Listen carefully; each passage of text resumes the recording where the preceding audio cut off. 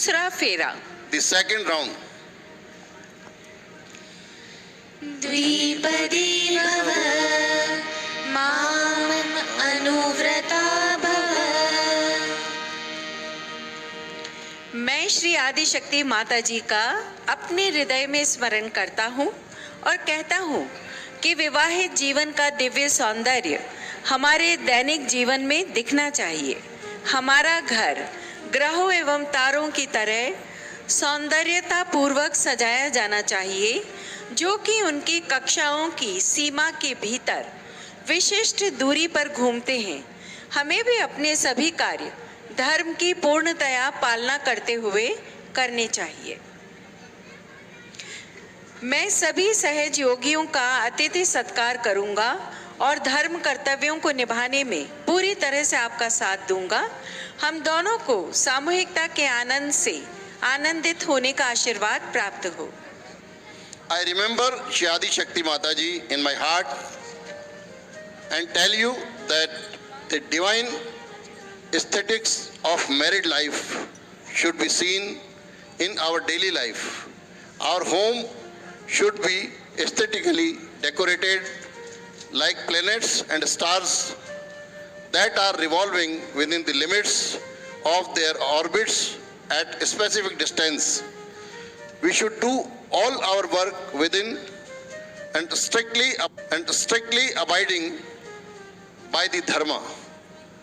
I shall extend all hospitality to Sahayogis and fully associate with you in performing the duties towards dharma.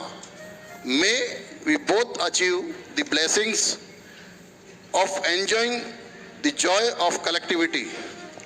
तीसरा फेरा। The third round. पूषाय त्रिपदी भव माम अनुव्रता भव।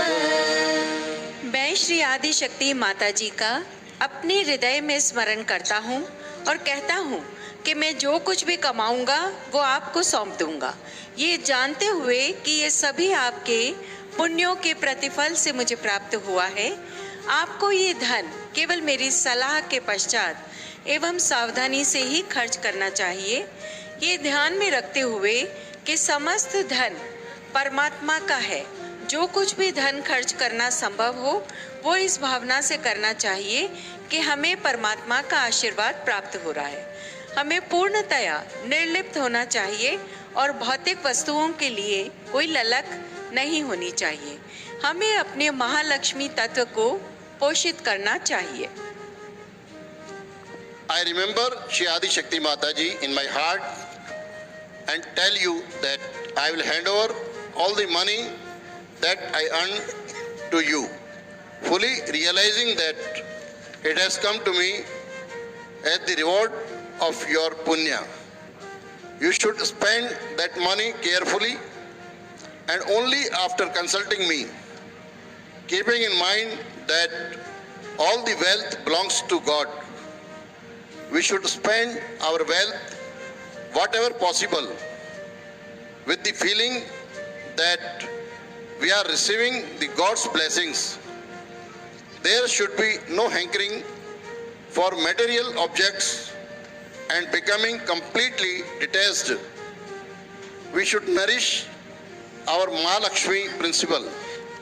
चौथा फेरा। The fourth round. भव्याय चतुष्पदी भव माम अनुव्रता भव।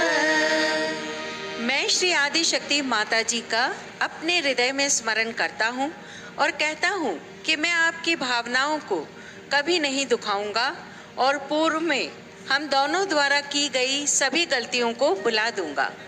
मेरा प्रेम आपके लिए असीमित होगा और वैसा ही आपका मेरे लिए होना चाहिए।